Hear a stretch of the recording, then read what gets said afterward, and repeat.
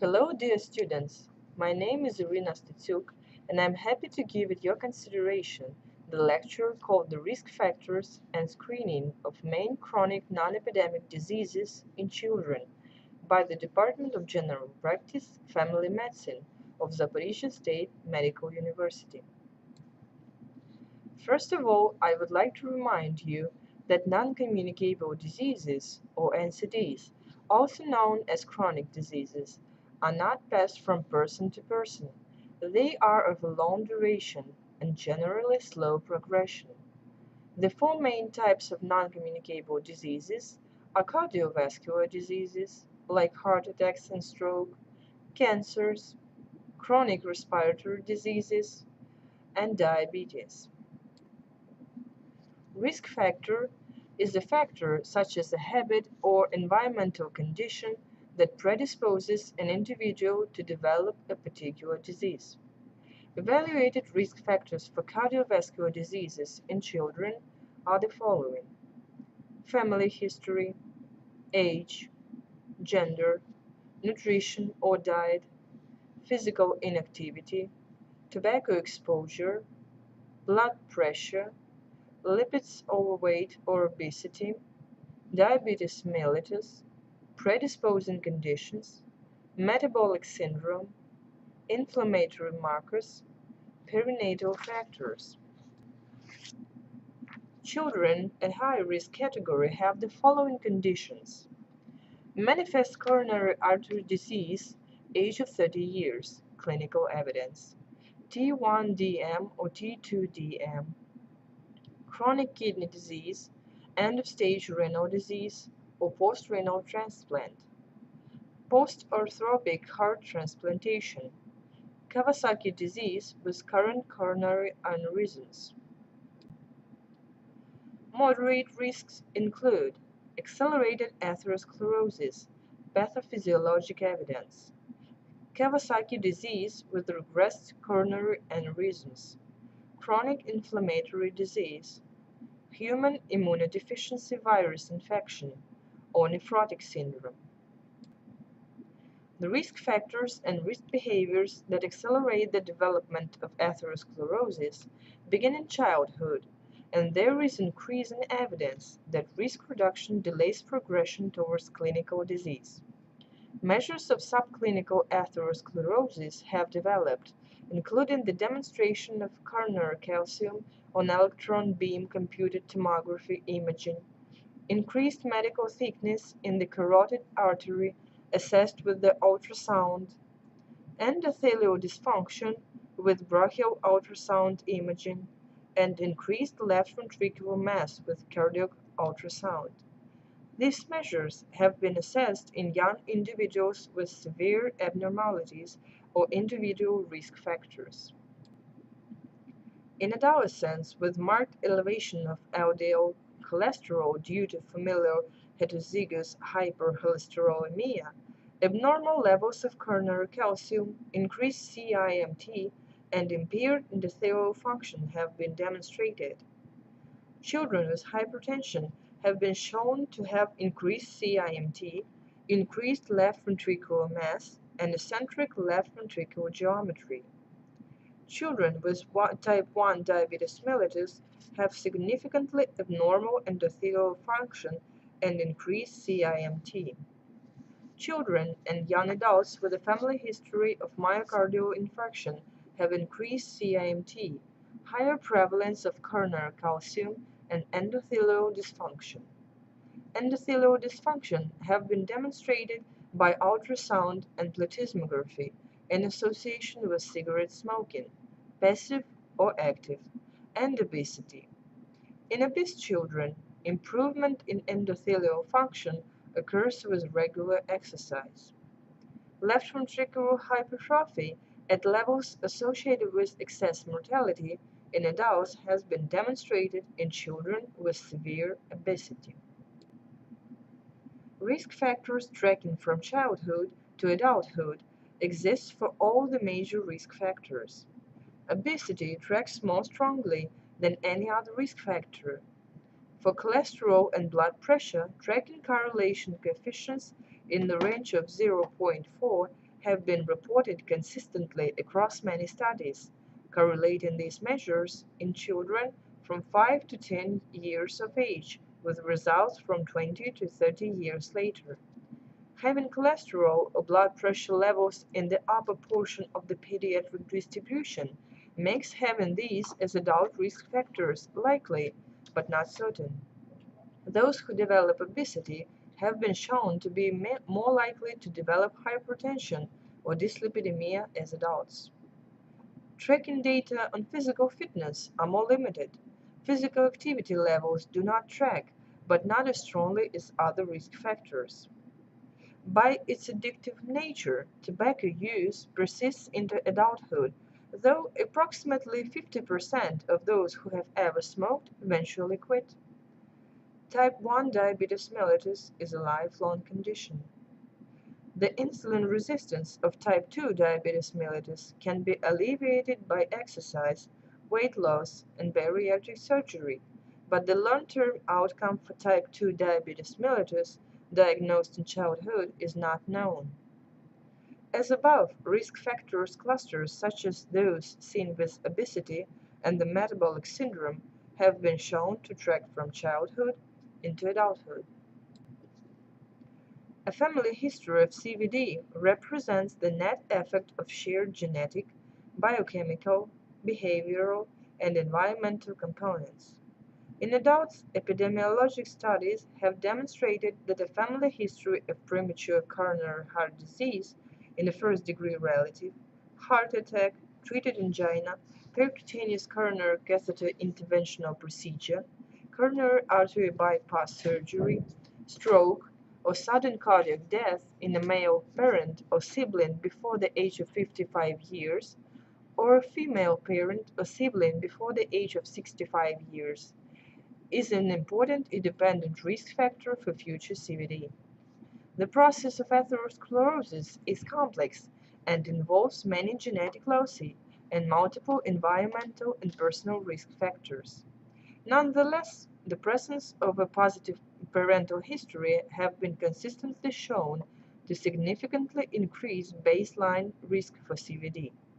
The risk for CVD in offspring is strongly inversely related to the age of the parent at the time of the index event.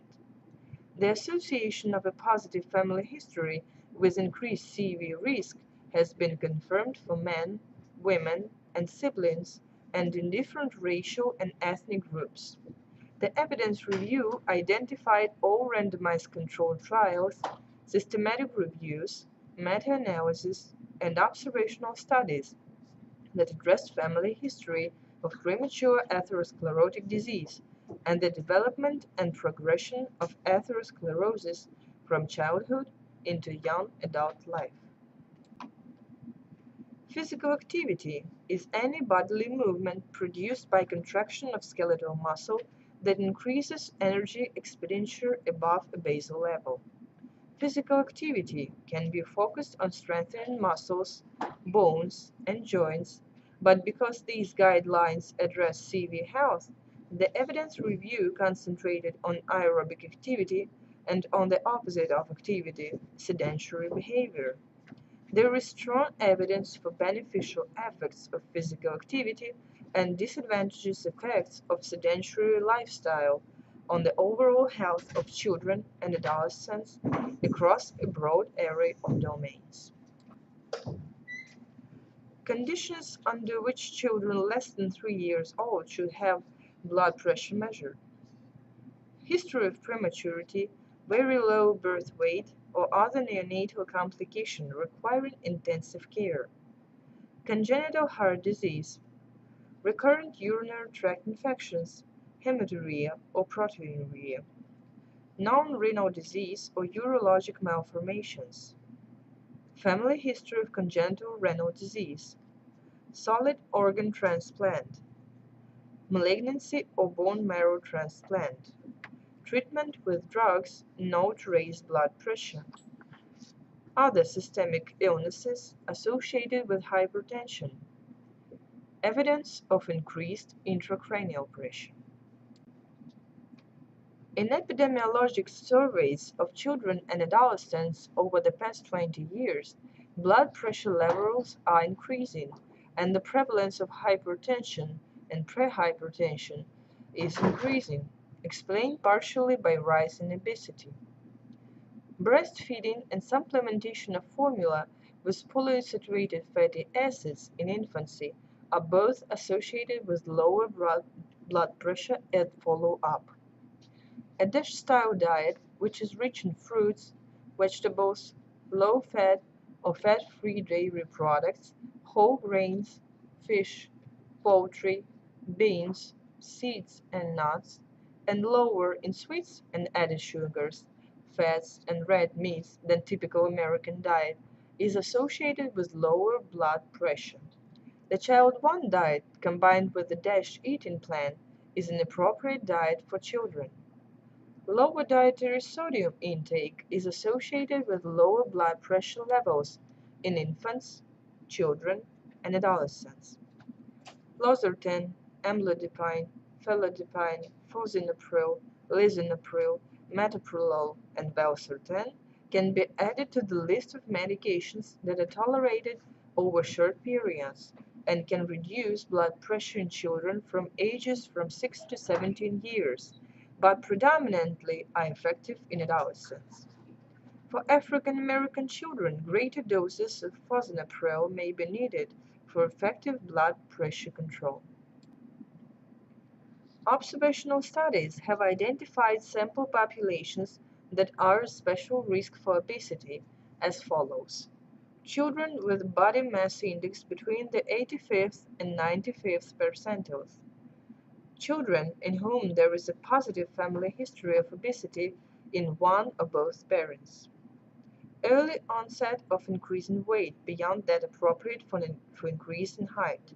This can be identified early, beginning in the first year of life. Excessive increase in weight during adolescence, particularly in black girls. Children who have been previously very active and become inactive, or adolescents who are inactive in general. An example would be a child who was previously participated in organized sports and has stopped, particularly in adolescence. There is good evidence for the effectiveness of combined weight loss programs that included behavior change counseling, negative energy balance through diet, and increased physical activity in addressing obesity in children older than age 6 years with a BMI above 95th percentile and no comorbidities. Dietary plans should be determined for each child based on a baseline body size, energy requirements for growth, and physical activity level. No studies defining an appropriate rate for weight loss in any age group were identified.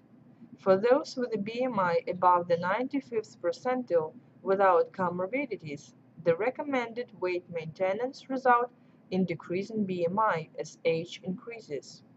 With the BMI above the 95th percentile with comorbidities, the recommended gradual weight loss should not exceed 1 pound per month in children ages 2 through 11 years or 2 pounds per week in adolescents. The Child 1 diet is the first stage of the cardiovascular health integrated lifestyle diet. The diet was designed in mind for kids with high cholesterol levels, who are overweight, with high blood pressure, with high-risk medical conditions such as having type 1 or type 2 diabetes, having had a kidney transplant or heart transplant, chronic kidney disease, end-stage renal disease, or Kawasaki disease, and still having coronary artery aneurysms. With a family history of early cardiovascular disease, dyslipidemia, obesity, primary hypertension, diabetes mellitus, or exposure to smoking in the home. Most children with risk factors should transition to a Child 1 diet when they are 2 years old. Parents and pediatricians should then continue to reinforce Child 1 diet messages as these children get older. The Child One diet works to limit or avoid sugar-sweetened drinks, encourage kids to drink water, avoid trans fat, encourage high-fiber foods, limit sodium and avoid foods high in salt, encourage kids to drink fat-free unflavored milk, teach kids the appropriate portion size, which will be partly based on the estimated number of calories they need each day based on their age, gender, and how active they are. Encourage daily physical activity. Limit cholesterol intake to less than 300 milligrams each day. Teach healthy eating habits. Encourage a DASH-type diet rich in fruits, vegetables, low-fat or fat-free milk and other dairy products, whole grains, fish, poultry, beans, nuts and seeds, and lower in sweets and added sugars, fats, and red meats. Child One for preteens and teens. In addition to continuing to drink fat-free, unflavored milk, water, and limited amounts of sugar-sweetened drinks, older kids should be encouraged to follow healthy eating habits, such as eating breakfast every day, eating meals as a family, limiting fast food meals, continuing to eat high-fiber foods, watching portion sizes, and being physically active every day are also still important at this age. It is important to keep in mind that Child One diet is just the first step for children with high cholesterol. If after a 3 to 6 month trial of Child One dietary changes a child continues to have high cholesterol, they should then move to a Child Two diet with only from 25 to 30% of calories from fat, less than or equal to 7% of calories from saturated fat, about 10% of calories from monosaturated fat, less than 200 milligrams per deciliter of cholesterol. Avoid trans fat as much as possible. The Child 2 LDL diet encourages the use of plant sterols, plant stanol esters, and water-soluble fiber psyllium to replace some fats in the child's diet. In contrast, the Child 2 TG diet encourages the replacement of simple sugars with complex carbohydrates and increasing omega-3 fatty acids. Keep in mind that a registered dietitian should likely help your child plan and follow their Child 2 diet, and may even be helpful for the Child 1 diet too. Screening recommendations for type 2 diabetes mellitus in childhood have the following criteria. Overweight, defined by the body mass index above the 85th percentile for age and sex, or weight for height above 85th percentile, or weight more than 120% of ideal for height, plus any of the two following risk factors. Family history of type 2 diabetes in the first or second degree relative, race, ethnicity, signs of insulin resistance or conditions associated with insulin resistance. Screening procedure includes the following measures. Age of initiation, 10 years, or at onset of puberty if puberty occurs at younger age. Frequency, every 2 years. Test, fasting plasma glucose.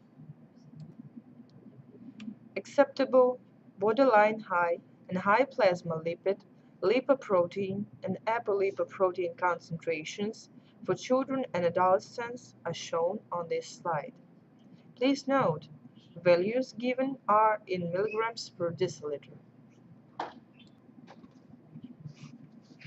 Among causes of secondary dyslipidemia are the following: exogenous, alcohol, drug therapy, corticosteroids, isotretinoin, beta blockers, some oral contraceptives, select chemotherapeutic agents, select antiretroviral agents.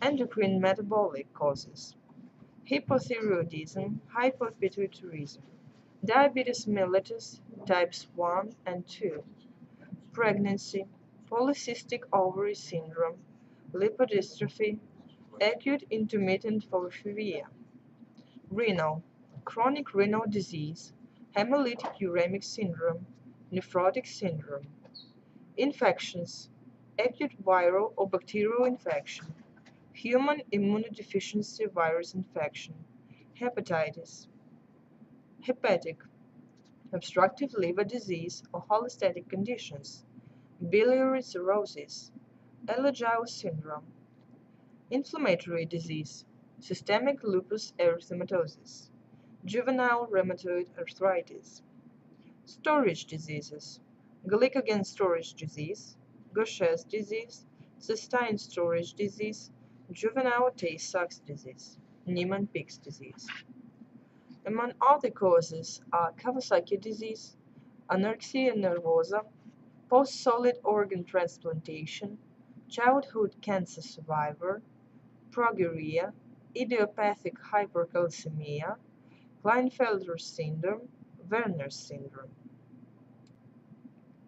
Major lipid disorders in children and adolescents are shown on this slide. As you can see, most part of the lipid disorders are hereditary and depend on the family background. Lipid assessment has the following evidence. Abnormal lipid levels in childhood are associated with increased evidence of atherosclerosis. The early identification and control of dyslipidemia throughout youth and into adulthood will substantially reduce clinical CVD risk beginning in young adult life. TC and LDL-C levels fall as much as 10 to 20% or more during puberty. Based on this normal pattern of change in lipid and lipoprotein levels, with growth and maturation, age 10 years, or range age from 9 to 11 years, is a stable time for lipid assessment in children. In the absence of a clinical or historic marker, identification of children with lipid disorders that predispose them to accelerated atherosclerosis requires universal lipid assessment. Non-HDL-C has now been identified as a significant predictor of the presence of atherosclerosis, as powerful as any other lipoprotein cholesterol measure in children and adolescents. The expert panel felt that non-HDL-C should be added as a screening tool for identification of a dyslipidemic state in children. Obesity is commonly associated with a combined dyslipidemia pattern with mild elevation in TC and LDL-C, moderate to severe elevation in TG, and low HDL-C. This is the most common dyslipidemic pattern seen in childhood, and lipid assessment of overweight and obese children identifies an important proportion with significant lipid abnormalities. Dyslipidemias can be acquired genetically, but also secondary to specific conditions. Lipid evaluation of patients with special risk diagnosis for accelerated atherosclerosis contributes to risk assessment and identifies an important proportion with dyslipidemia. Decisions regarding the need for medication therapy should be based on the average of results from at least 2 fasting lipid profiles obtained at least 2 weeks, but no more than 3 months apart. The goal is LDL-lowering therapy in childhood and adolescents is LDL-C below the 95th percentile. The bile and acid sequestrants are medications that bind bile salts within the intestinal lumen and prevent their enterohepatic reuptake in the terminal ileum, resulting in the depletion of bile salts in the liver and a signal for increased production. The bile acid sequestrants commonly have gastrointestinal side effects, and these significantly affect compliance. However, they are safe and moderately effective. Statin medications inhibit hydroxymethylglutaralkyl coenzyme A reductase, which is a rate-limiting enzyme in the endogenous cholesterol synthesis pathway. This results in a decrease in the intracellular pool of cholesterol, which signals upregulation of LDL receptors and increased clearance of circulating LDL-C. As a group, statins have been shown to reduce LDL-C in children and adolescents with marked LDL-C elevation of FH, defined as elevated LDL-C in the child in conjunction with a family history of elevated LDL-C and/or atherosclerosis or CAD, when used from 8 weeks to 2 years for children ages 8 through 18 years. Adverse effects from statins are rare at standard doses but include myopathy and hepatic enzyme elevation. Routine monitoring of hepatic enzymes and clinical assessment for muscle toxicity are strongly recommended for children and adolescents on statin therapy. Drugs that potentially interact with statins include fibrates, azole antifungals, macrolide antibiotics, antiarrhythmics, and protease inhibitors. Bile acid binding sequestrants may be used in combination with statin for patients who fail to meet LDL-C target levels with either medication alone. The efficacy of the two agents together appears to be additive. Medication therapy is rarely needed for children with elevated TG who respond well to weight loss and lifestyle changes. When TG level exceed 500 mg per deciliter, patients are at risk for pancreatitis and require care in consultations with a lipid specialist. Asthma attacks all groups but often starts in childhood.